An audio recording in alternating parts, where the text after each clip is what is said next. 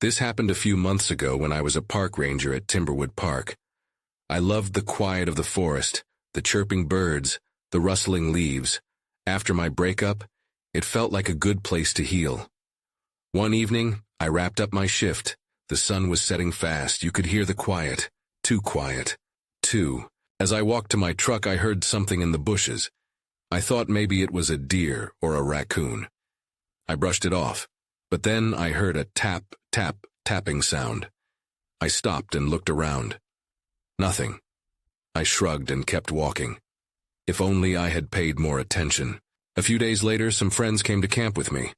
We set up near the lake. I thought it would be fun. As night fell, though, that tapping sound came back. I was laughing around the fire with my friends when it got louder. They looked at me, eyes wide. "Did you hear that?" they all asked. I didn't know what to say. I thought it was just a tree. But the tapping kept going. I tried to calm them, but my heart raced. Kevin, one of my friends, said he saw something move between the trees. I looked but didn't see anything. My hands started to sweat. I wanted to say everything was fine, but I felt the unease growing. As darkness deepened, unsettling shadows filled the woods. I tried to convince myself it was the wind, but I heard whispers too. "It's just the wind," I said, but my friends didn't look convinced. The next morning, we decided to explore an old campground that had been abandoned. The broken chairs and burnt-out fires gave me the creeps. It felt like the woods were closing in. "Let's just get out of here," I heard one of them say. Nobody disagreed. That night, we huddled around the fire again. The tapping returned, this time all around us. My stomach dropped. I could see fear in my friend's eyes. I offered to leave, but nobody moved. We were frozen. Then I saw it. A figure stood among the trees. Just a silhouette, but it made my skin crawl. I opened my mouth to speak, but nothing came out. The figure felt wrong. I wanted it to go away, but it didn't. Then came the tapping again, low and steady. I turned to my friends, but they had vanished. Panic spread like ice in my veins. "Where are you guys?" I shouted. My voice echoed back at me like a cruel joke. When I turned back to the trees, the figure was gone. I felt lost. I didn't know where my friends went or what had happened. That night changed everything for me. I still work as a ranger, but I can't shake that feeling. I think about it often. I think about Timberwood Park and what might be lurking in the shadows. I can't shake the tapping sound either. Every time I hear it, my heart races. I can't forget that night. I don't think I ever will. The days turned into weeks after that night. I went back to Timberwood Park, but everything felt different. I couldn't shake the feeling that something was out there, watching me. I focused on my duties, patrolling the trails and checking campsites, but the unease clung to me like the afternoon mist. I planned to talk to my supervisor about my experiences, but I hesitated. What could I say? "Hey, I think I saw a ghost in the woods?" I forced myself to push the memories aside, but they came rushing back each time the wind rustled through the trees. One evening, I decided to take a different route home, away from the memories that lingered by the lake. As I drove along the winding road, I noticed a flickering light in the trees. I slowed my truck, squinting into the darkness. Was it a campsite? People camping out here seemed odd, especially this late in the season. I pulled over, curiosity tugging at me. The light moved. It was swaying back and forth, almost like someone was stumbling through the woods carrying a lantern. I felt a mix of concern and dread. I got out of the truck, trying to peer through the dense brush. "Hello?" I called out, but only silence answered. I took a step forward, heart pounding. The tapping sound played in my mind, a chilling memory, but I pushed it aside. Maybe someone needed help. I called out again. Nothing. I crept farther into the trees, drawn by that flickering glow. As I got closer, I saw the source of the light. It was an old lantern hanging from a rusted nail in a tree. I frowned, unsettled. Why would someone hang a lantern there? My pulse quickened. A chill drafted through the air, bringing an instinctive urge to turn back. But I pressed on. Then I heard it. A whisper. It was soft, almost melodic, like words wrapped in the wind. I stood frozen. "Hello?" I tried again, but my voice sounded small and afraid. The whispers continued, flowing around me like a breeze. I searched the dark for any sign of life. "Is someone there?" I breathed. Nothing in reply, but the flickering light began to dim, casting shadows that stretched and twisted. A feeling of dread washed over me. I wanted to run, but my feet felt glued to the ground. Suddenly I spotted movement just beyond the trees. A figure silhouetted against the fading light. It looked familiar, like a friend from that night, but my mind raced to catch up. I stepped back, calling out, "Who are you?" It didn't answer. Instead, it raised a hand, pointing toward the depths of the forest. Panic sliced through me. My mind screamed to flee, but something pulled me closer. Was this figure leading me back to what happened that night? Just then, the lantern flickered out. Darkness enveloped me. I felt a surge of fear, a need to escape. But before I could turn, I heard the unmistakable sound, tap, tap, tapping. It came from behind me, but when I turned, nothing was there. I ran then, heart racing, branches clawing at my arms as I stumbled back toward the truck. I could barely breathe. My grip tightened around the keys, and with every beat of my heart, I felt the darkness chasing me. What was after me? I jumped into the driver's seat and turned the engine over, praying it would start. As I pulled away, I glanced back at the trees. A figure stood there, watching me, its head tilted. The tapping didn't stop. It echoed in my mind, drowning out every thought. When I finally got home, I slammed the door and locked it, my breath coming in ragged gasps. I wasn't alone in those woods. Not as long as the tapping continued. I had to know what it meant. What had I uncovered? The next morning, I could hardly shake the feeling of dread from the night before. I barely slept, tossing and turning as the tapping echoed in my mind. I needed answers. Maybe my colleagues would know something. So I decided to meet up with my friend, Carl, who'd been a ranger longer than I had. He was my best shot at finding some clarity. We met at the local diner for breakfast. I ordered coffee, hoping the caffeine would calm my nerves. As I waited, I scanned the room, half expecting a figure to appear among the booths. When Carl arrived, he seemed upbeat, chatting about a new hiking trail he wanted to explore. But as I took a deep breath and shared my experience from the night before, I saw his expression change. "You heard tapping in the woods?" he asked, eyes narrowing. It was like a spark had ignited in him. "You need to be careful. People don't just disappear around there." "What do you mean?" I asked, my stomach dropping. He leaned in closer, lowering his voice. "Last year, a group of campers went missing just like that. They heard noises, tapping, whispers, and then they were gone. It's like the woods swallowed them up." A cold wave washed over me. I recalled the faint whispers I'd heard, how they drifted like smoke. My heart raced. Have they ever found them? Carl shook his head. "No one knows what happened. Some swear they've seen shadowy figures. Others say it's just a myth to keep people away." Great, I thought, reasoning with myself. A myth. But the way he described the missing campers sent shivers down my spine. I remembered the figure in the woods, pointing further in. Was it leading me to the same fate? "I have to go back," I said, surprising even myself. "You can't be serious," Carl replied, concern etched on his face. "What if you find something you aren't ready to handle?" "I can't just ignore it," I insisted. "I need to know what's out there. I need to understand what it means." He sighed, taking a sip of his coffee. "All right, but I'm coming with you, just to be safe." His voice held a layer of steel. I was grateful for the company, but part of me wondered if it was a good idea at all. After breakfast, we gathered some supplies, flashlights, mapping tools, and enough snacks to last a few hours. As we loaded the truck, I felt an odd sense of anticipation mixed with trepidation. Somehow, stepping back into those woods felt unavoidable.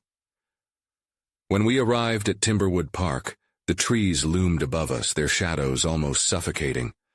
I felt that old unease creep back in, the lingering whispers of doubt clawing at my mind.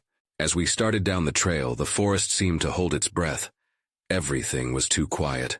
I kept glancing at Carl, hoping for reassurance. Yet, His steady gaze hinted that he could feel it too. The tension, the knowing. We reached the old lantern, still hanging eerily from the tree, lifeless and cold. I felt my breath hitch. "This is where it happened," I whispered. Carl nodded, placing his hand on my shoulder. "Let's just check it out and get back." But then we heard it again. Tap, tap, tapping. It echoed like a heartbeat, and I froze. Where was it coming from? The sound resonated deep within the woods, rhythmic and taunting. Before I could process what was happening, the whispers returned. They fluttered around us, cold and damp, filling the air with a sense of urgency. "Do you hear that?" I asked, voice trembling. Carl leaned in, brow furrowed. "We need to go." But I barely registered his words. I felt compelled to follow the sounds, a force drawing me deeper into the forest. Just as I turned to take a step forward, the ground beneath me shifted. That's when I saw it, something glistening in the underbrush. Panic surged through me as I moved to investigate, fearing yet unable to resist. Whatever I'd uncovered was far more than I had ever anticipated. The glint in the underbrush was unmistakable. As I pushed aside the leaves, my breath hitched in my throat. It was a silver bracelet, tarnished but engraved with intricate designs. My fingers tightened around it, and the cold metal sent shivers racing up my arm. I couldn't shake the feeling that I had seen it somewhere before. A faint memory tugged at my mind, desperate to surface. "Hey, look at this!" I called to Carl, who was still watching the path behind us, his eyes darting nervously between the trees. He turned, his interest piqued, but then I noticed his expression shift to one of concern. "We shouldn't be here," he said, tension creeping into his voice. "Let's just get what we came for and leave." But I couldn't pull my gaze away from the bracelet. It felt significant, almost like it belonged to someone I should know, or someone who was never coming back. I flipped it over and gasped. There, engraved on the inside, was a name: Sophie. The name echoed in my mind. I remembered.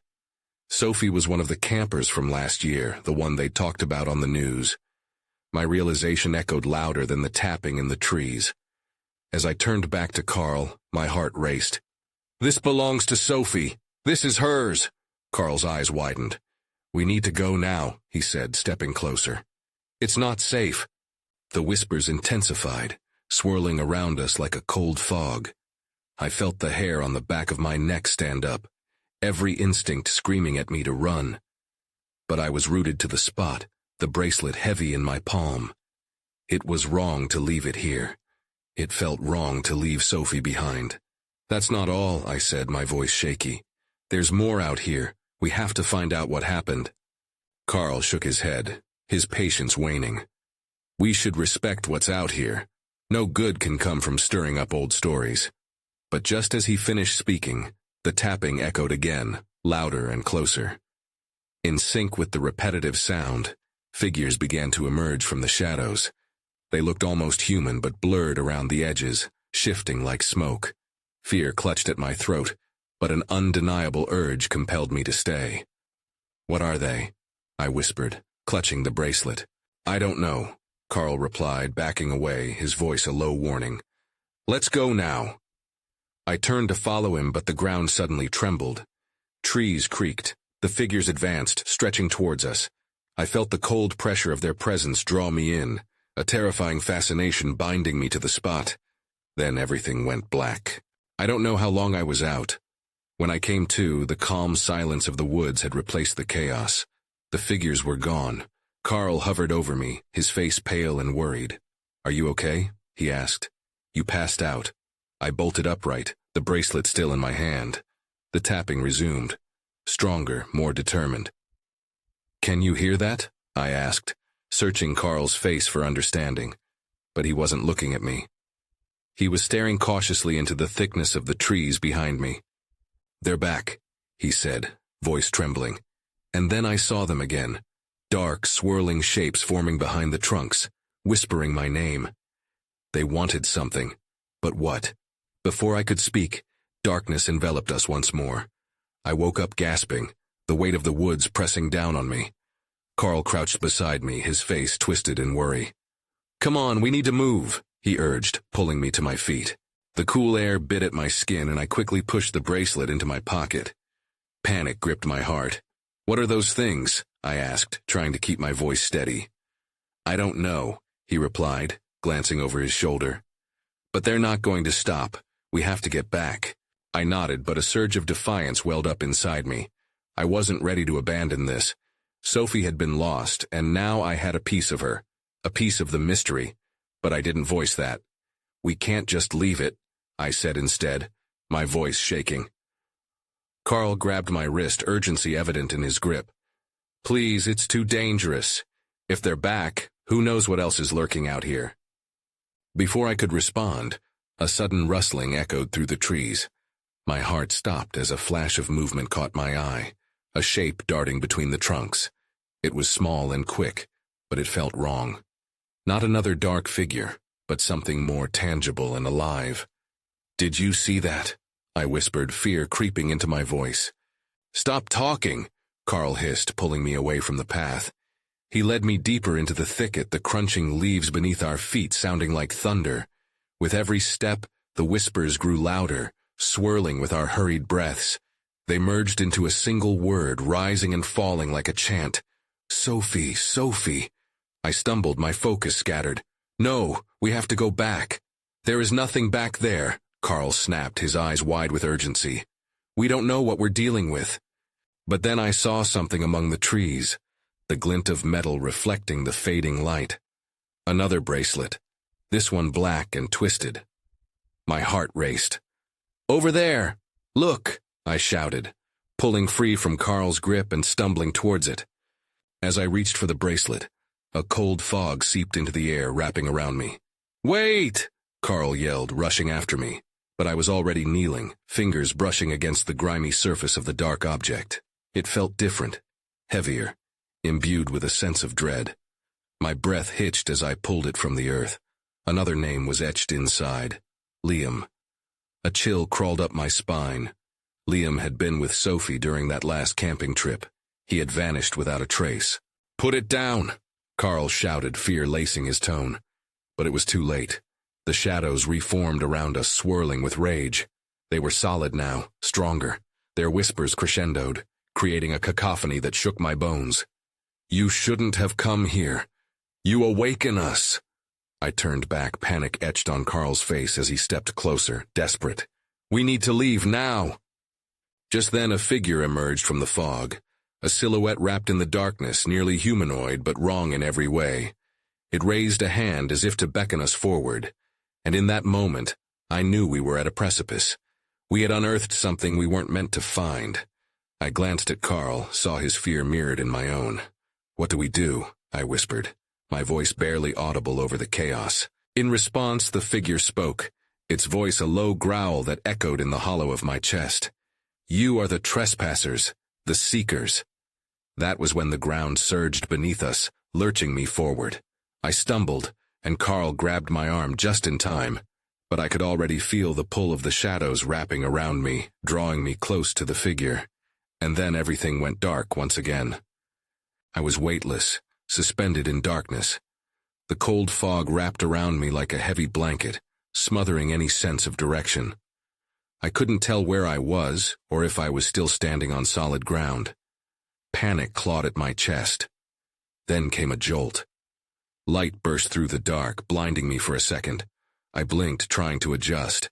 I found myself lying on the forest floor, Carl hovering above me, his face frantic. "Are you okay?" he asked, his voice trembling. I nodded, but it felt like a lie. The whispers still echoed in my head, faint but insistent, as if they were trying to tell me something. "What happened?" I croaked. "I think we were pulled into something." He looked around, uncertainty flashing across his features. "The shadows are gone for now." I scrambled to my feet, brushing dirt from my clothes. "What do you mean pulled into something?" Carl shook his head. "It's like they knew we were there, like they wanted us to see something." He inhaled deeply. "We need to get out of this part of the woods." Just as we began to move, I caught sight of something glimmering a few feet away, half buried in the leaves. Another bracelet. My heart sank. Carl, wait. Look. He sighed heavily, exhaustion evident in his eyes. Do we really want to look? I pushed forward, unable to resist. We can't keep running from everything. What if it's another clue? As I knelt to dig it out, an unease settled in my stomach. The moment my fingers wrapped around the object, the whispers rose again, more frantic this time. Find her! Find him! Stop! Carl shouted, but I couldn't tear myself away. The bracelet felt oddly warm, pulsing beneath my touch. I pulled it out. It was silver, intricate, and engraved with an unfamiliar name. Julia. The mention of a new name struck me hard. Who is Julia? I murmured, my heart racing. The name didn't ring any bells, but something about it felt like another piece of the twisted puzzle we were unraveling. I don't know, and I don't want to find out, Carl said sharply, grabbing my shoulder. It's too dangerous. We need to go, now. Every instinct told me to listen.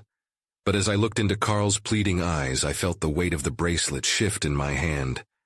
A deep sense of purpose ignited within me.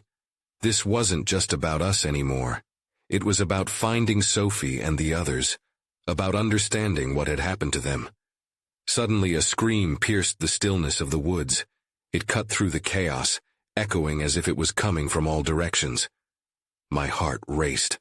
What was that? Carl's grip tightened. It's not safe here. But I couldn't move. I was rooted in place, fear gripping every muscle.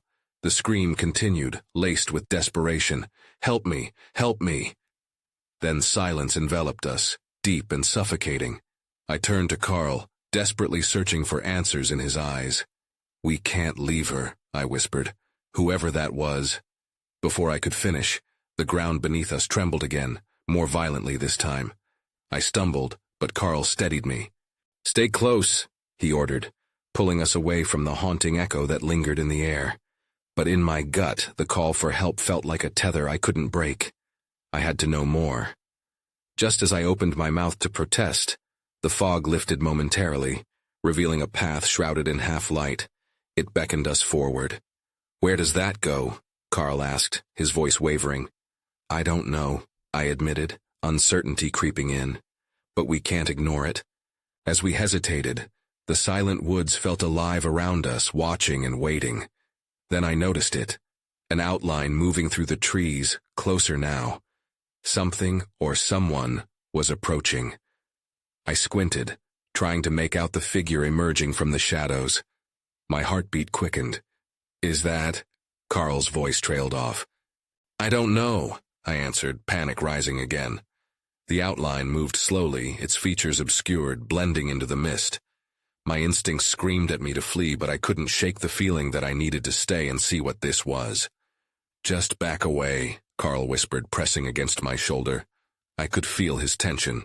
As the figure came closer, it stopped just beyond the reach of the fading light.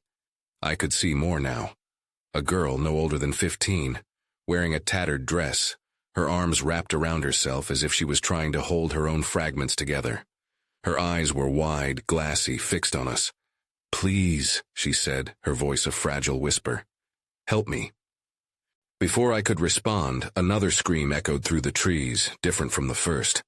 It sliced through the air, making the girl flinch. They're coming, she said, her voice quivering. They're always coming. Carl stepped forward, despite my unease. Who's after you? They watch from the shadows, she replied. Ever since. Julia. The name hung in the air, heavy and familiar, but its context escaped me. What do you mean? Is Julia here? My heart raced with a mixture of dread and anticipation. She was taken, the girl whispered, looking back over her shoulder nervously, and she didn't come back. A chill crept down my spine. Taken by who? I don't know. Her face crumpled with fear. But I saw them. They took her by the river, where the fog never lifts. That doesn't make sense, Carl said sharply. If they took her, then we need to leave. We can't get involved. But I felt a pull inside me. We can't just leave her, I said, glancing back at the girl who was staring at me with pleading eyes. Please, she begged. I can help you find her. Before I could reply, a rustling sound erupted from the trees behind her. My breath hitched. I could see movement, dark shapes slithering through the underbrush. It was them. The shadows. "Run!" Carl shouted, grabbing my arm. But I was immobilized, my eyes locked on the girl. "Come with me," she urged, fear lacing her voice. "What if she's leading us into danger?" Carl urged, his grip tightening painfully. "I don't know," I rasped. The shadows flickered closer. I had to make a choice. Just then the girl took a step back, glancing between us and the encroaching darkness. "You have to decide now, please." The air thickened, electric with tension. I felt the weight of the bracelet in my pocket, as if it were alive with anticipation. "Stick together," I shouted to Carl, then turned to the girl. "Let's go, but you need to tell us everything." "Quick, this way," she shouted, dashing down the narrow path that had appeared between the trees. We raced after her as the shadows surged forward, closing in behind us. The woods twisted and turned, and with every step the whispers swelled, urging us to move faster. "I have to find Julia," I thought. The promise of answers mixed with dread filled me as I plunged deeper into the unknown. What awaited us ahead was unclear, but as the screams faded behind, I felt that we were running towards something that could change everything. The girl led us deeper into the woods, her pale figure darting effortlessly between the trees. Carl and I struggled to keep pace, the shadows nipping at our heels. I could hear them whispering, almost taunting us with every rustle of leaves. "Where are we going?" I called out, trying to keep my voice steady despite the panic rising within me. "To safety," she replied, glancing back, her expression twisted with urgency.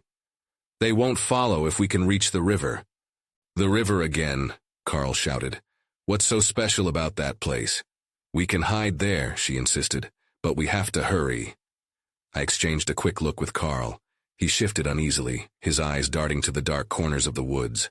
I could feel his hesitation, but I also felt the girl's desperation. As we ran, the cold air wrapped around us, making it hard to breathe. My chest tightened and doubt crept in. I wanted to turn back, but that would mean leaving her behind. Something deep within urged me to trust her. We burst through a thicket, and the trees opened up to reveal a narrow stretch of water, the fog swirling above it like a living thing. The girl skidded to a stop at the riverbank, her eyes scanning the area frantically. "This is it," she breathed. "Here." Carl and I slowed, panting heavily. My fingers brushed against the bracelet in my pocket as I caught my breath. The bracelet felt warmer now, almost pulsing against my palm. "What do you want us to do?" Carl asked, his voice strained. "Stay close," she said, her gaze distant. "They come when the fog rises. We can't let them find us." I looked at the river, its surface glistening faintly, almost hypnotically. My heart raced at the thought of Julia getting taken from her. What kind of monsters lurked in these woods? "Where did you see them take Julia?" I pressed, trying to hold on to the thread of my sanity. "By the water's edge," she whispered, a shiver passing through her. She was calling for me. That's when I ran. As she spoke, the fog thickened, swirling in unnatural shapes, moving like something alive. I squinted, panic bubbling inside me again. "Look!" Carl shouted, pointing to the bank. Shadows began to materialize, dark figures slipping in and out of the mist. They were coming. "We have to hide!" the girl shouted, and before I could react, she pulled me down behind a cluster of rocks at the edge of the river. We crouched low, hearts pounding, the air electric with dread. The shadows moved closer, silent and watchful. I held my breath, trying to make sense of what was happening, but it was impossible. "Why are they here?" I whispered urgently. "What do they want?" "They want to reclaim what was taken," she said, her voice barely above a murmur. "They won't stop until they find us, until they find Julia." Then everything went eerily quiet. The shadows had stopped moving, as if they were waiting for something, or someone. I dared to peek out from our hiding spot, and that's when I saw it. A shimmer in the fog, a shape forming, growing in substance. It was a figure.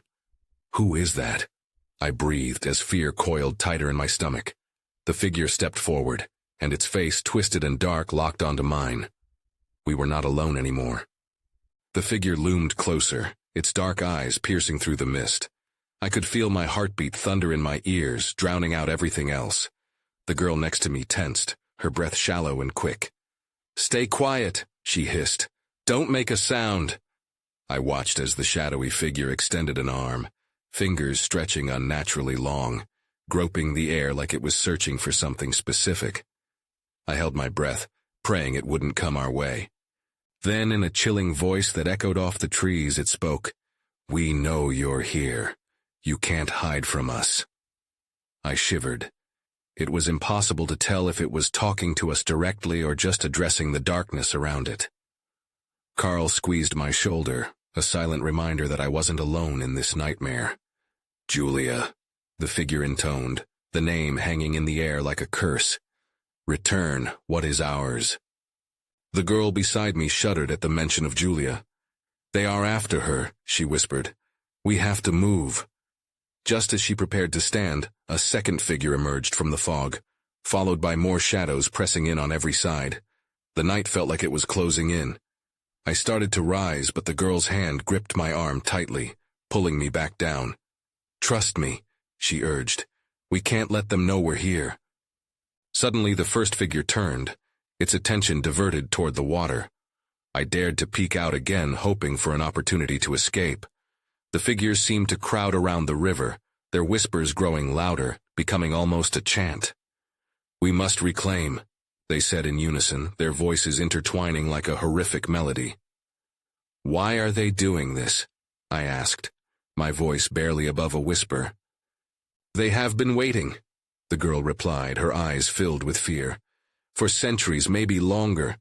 Julia is trapped between our worlds." I glanced back at the river and imagined Julia's face splashed across the water's surface. Was she here too? Or had they already taken her? I had to know. "Can we save her?" I blurted out, desperation rising in my throat. The girl stared at me, her expression shifting from fear to determination. "If we can get through the fog to the other side, we might find her, but we need to trust each other." As she spoke, the figures seemed to shudder at our proximity. An unsettling awareness rippled through them, and the mist thickened, swirling violently around us. "Now!" she shouted, leaping up from behind the rocks. Carl and I followed her, trying to keep pace as we darted towards the water. But the moment we moved, the shadows turned, fixating on us as they surged forward. "Run!" I yelled, adrenaline flooding my veins. We bolted for the river, the fog churning like a stormy sea. The air crackled with energy, and I felt the bracelet in my pocket burn against my skin, urging me onward. Just as we reached the water's edge, the figures were nearly upon us. I could feel their cold breath, a whisper of darkness right on my neck. "Jump!"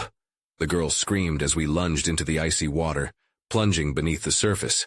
Everything went dark.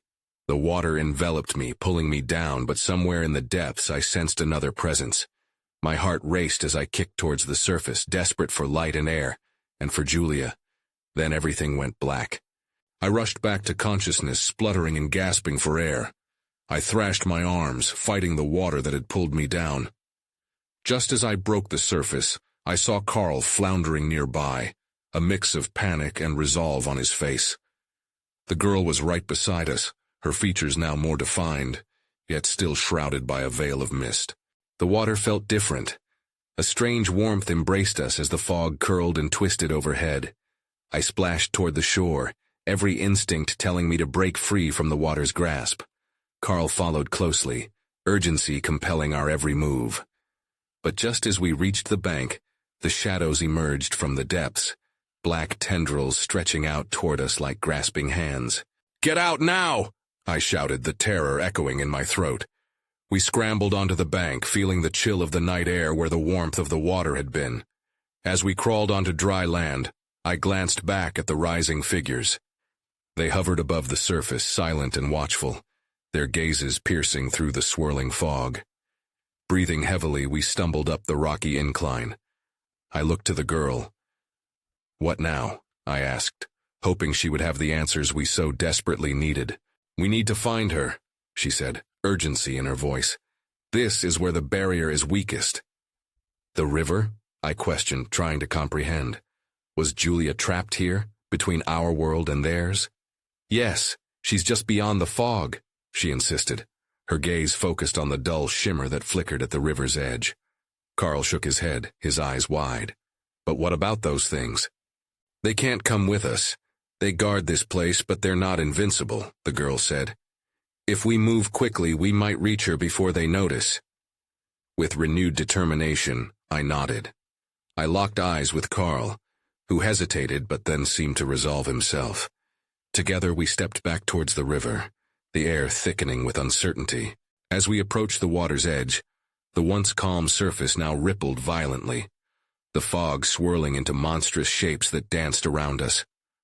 I took a deep breath and plunged into the icy water again. The world went dark as I submerged, the pressure engulfing me. This time I focused on the feeling of being pulled, not by fear, but by purpose.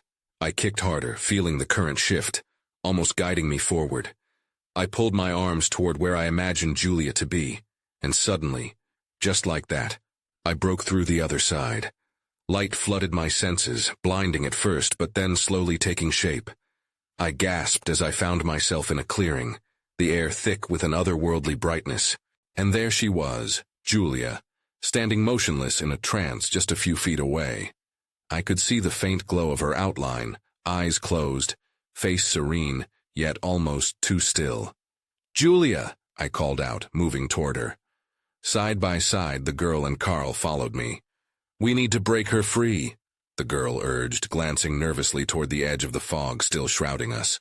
But before we could reach the space between us, the shadows began to congeal, rising at an alarmingly fast pace.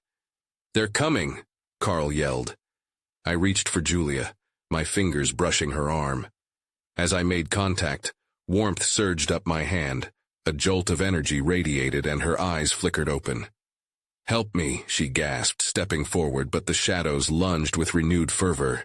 "No," I cried, pulling her towards me as the darkness swirled around us. The shadows howled, seeking to reclaim what they had lost. In that instant, everything seemed to collapse. The world around us turned chaotic, and I felt the oppressive weight of their rage close in like a suffocating blanket. But from the corner of my eye, I saw the other girl, standing centered, the light radiating from her in beams. "Trust me, we can fight them together," she shouted. It was a gamble, a hope so fragile, but I clung to it. "Do it," I urged, locking eyes with her. Empowered, she stepped between us and the shadows, raising her arms in defiance. The necklace that sparkled on her chest began to glow. "Leave us in peace," she commanded, her voice ringing clear and resolute. And in that moment, a blinding light erupted, engulfing the figures as they shrieked in unison. The light disarmed them, making them shrink back into the fog until they dissipated entirely. The air grew still, filled with a sense of calm. We gasped for breath, relief washing over us. "It worked," Carl whispered, disbelief threading through his voice. "Not yet," the girl replied, looking to Julia and me with urgency. "But we must go now." Glancing back at the fading shadows, I felt a hesitance. "What if they come back? What if they—" "Trust me," she replied firmly, pulling us both forward. "Stay focused. You're not alone this time. Stay with me." Hand in hand, we sprinted through the thin veil of fog, toward the glimmer of light reflecting in the distance. The forest seemed to open up, freeing us from its clutch, and I felt the weight of that tether loosen as I stepped through the threshold. But the clarity of safety was short-lived. As we emerged from the woods panting, my heart sank. Reality blurred, no longer the serene forest, but an echoing silence where the shadows had retreated.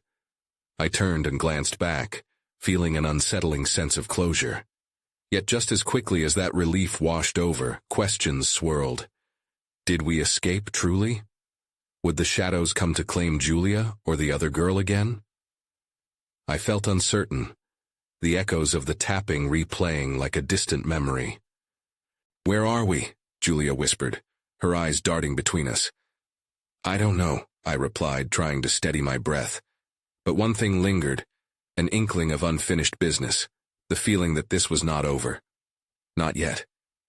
As the others glanced around, doubt began to settle in my bones about Timberwood Park and the untold stories held within its woods. What had we truly escaped, and what would return, But there were some answers that I suppose I was never meant to understand.